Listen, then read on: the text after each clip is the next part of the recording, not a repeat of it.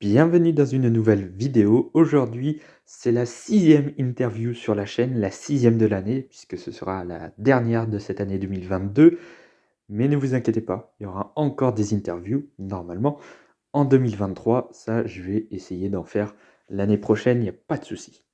Et aujourd'hui, on va changer de catégorie. Et oui, aujourd'hui, le pilote que vous allez entendre dans quelques instants ne vient pas du monde de la monoplace, mais il vient du monde des voitures fermées, entre guillemets. Cette catégorie de voitures fermées, c'est l'Alpine Europa Cup, mais il roule également en virtuel dans le monde du e-sport.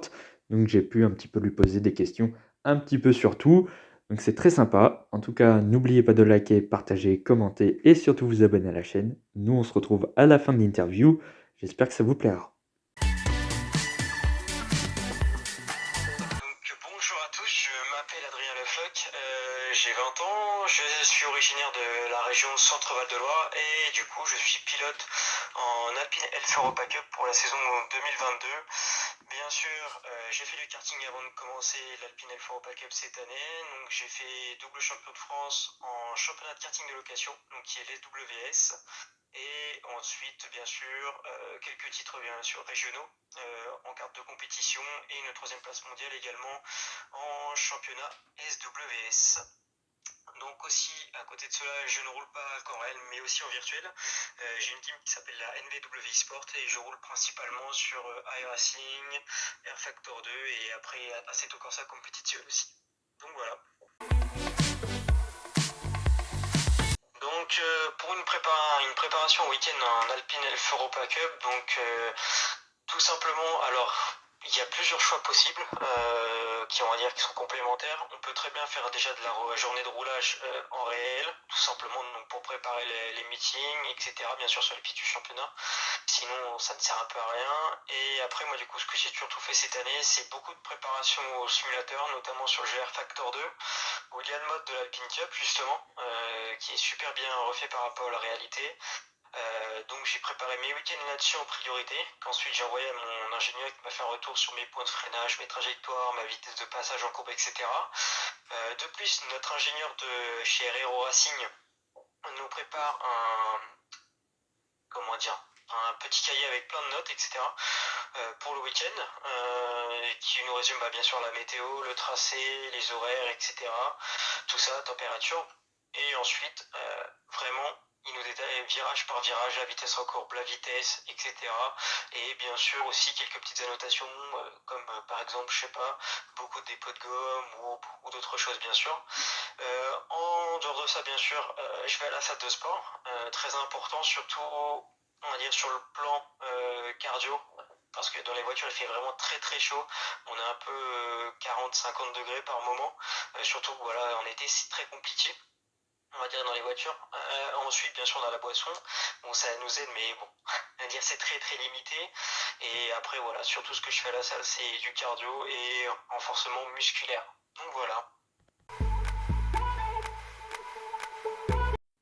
Donc alors, vraiment la plus grosse différence quand je suis passé du kart à l'alpine, déjà j'ai malheureusement, vu mon budget, je n'ai pas pu faire de journée d'essai pour bien préparer ma saison, c'était vraiment compliqué.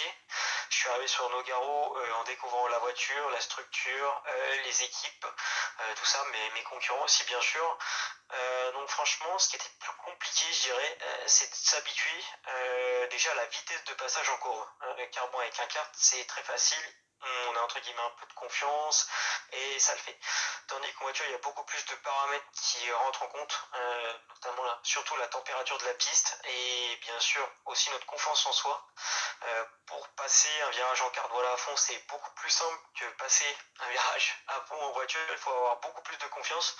Je vais prendre l'exemple de Manico. Le premier virage doit se passer à 180 et la sensation n'est pas du tout la même qu'en carte. On ressent beaucoup plus de choses, etc. Notamment surtout le dépôt de gomme qui est vraiment assez compliqué à gérer. Après, sinon, on va dire ce qui est vraiment pour moi des plus gros avantages, c'est déjà quand il pleut en Alpine, on est fermé, on a des essuie-glaces et en plus on a limite un petit chauffage. Vu des fois qu'il fait froid dehors, avec la température moteur à l'intérieur du cockpit, on est franchement dans de bonnes conditions pour piloter. Donc je dirais franchement ça pour vraiment un très gros avantage. Et après, sinon aussi, je suppose quand on fait du sport auto, on aime la vitesse et on monte voilà, avec l'Alpine à peu près 250 km/h et sur un gros freinage, en 100 mètres, on peut redescendre à 60 km/h à peu près. Donc c'est vraiment impressionnant, mais tellement satisfaisant à rouler au volant, clairement.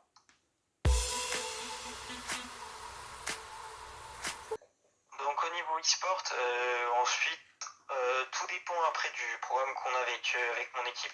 Notamment, j'ai fait un championnat il y a ça à peu près un mois et demi. Donc on roulait, on va dire, à 1 heure déjà le jeudi soir pour la compétition du coup pour l'équipe. C'était un championnat en catégorie GT4, donc qui se rapproche vraiment de l'Alpine entre guillemets.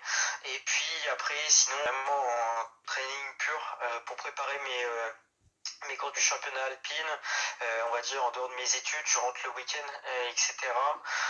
On va dire qu'on est sur une bonne 5 heures de préparation, on va dire, par week-end au minimum, ce qui représente entre guillemets pas mal de temps. Après, avec, voilà, on envoie les on-board, je les reçois aussi de mon côté après, donc j'analyse tout ça. Donc, oui, au total, on est sur une bonne 5 heures de travail à peu près, on va dire, par semaine, en fonction des courses. Et puis après, on va dire, généralement, on reçoit notre driving book 2, 3 semaines avant, ou même voir le mois d'avant. Donc voilà ce que ça représente pour préparer le week-end. Donc beaucoup, beaucoup de travail. Donc alors avec Alpine, on a notamment pas mal d'avantages, surtout du côté de l'endurance. Quand on fait toute la saison de l'Europa Cup, on a certains avantages, comme notamment on est invité chez Alpine Endurance Team pour être, durant les journées d'essai, voir comment un peu ça se passe dans le team, voir comment les pilotes professionnels travaillent, etc. On a ça, voilà, qui est vraiment un très gros avantage. Et après, surtout, au niveau du championnat alpine, on est vraiment beaucoup mis en valeur. Notamment, on roule, cette année, je sais qu'on a roulé 2 fois sur le GT World Challenge, à Manicourt avec le sprint et à Zandvoort avec le sprint aussi. Donc, ce qui permet d'avoir de bonnes débouchés pour aller vers le GT3 dans quelques années. Ou encore après, on a encore bien eu de la chance, notamment à Nogaro, de rouler avec les GT4 et encore au Paul Ricard, bien sûr.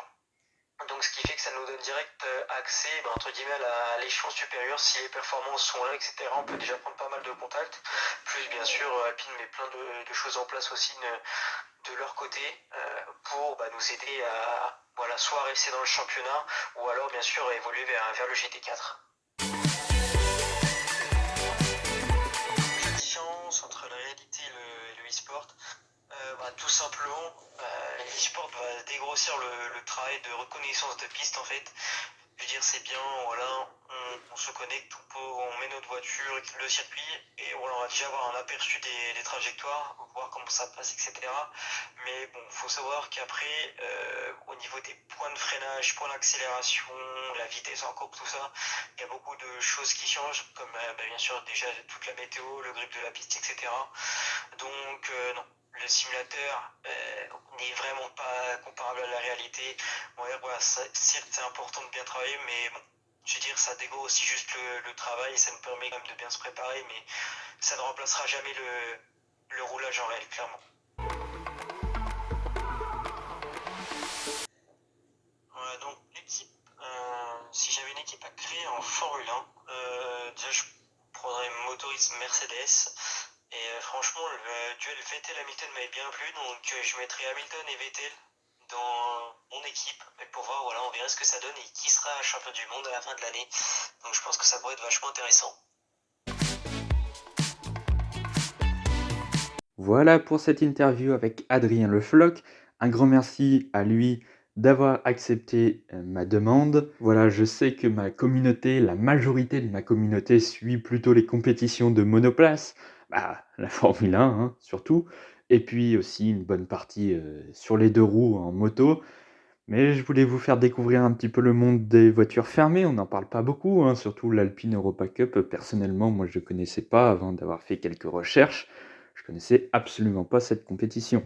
Et puis en plus, ce qu'il y avait d'intéressant aussi, c'est que ce pilote, il faisait et de l'Alpine Europa Cup, mais aussi de l'e-sport, donc on en a pu parler un petit peu, donc ça c'est sympa aussi.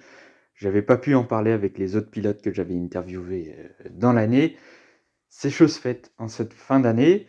Nous, eh bien, on se retrouve l'année prochaine pour de nouvelles interviews. Il y en aura. Il y en a une qui est déjà en train d'être montée, qui arrivera en janvier 2023.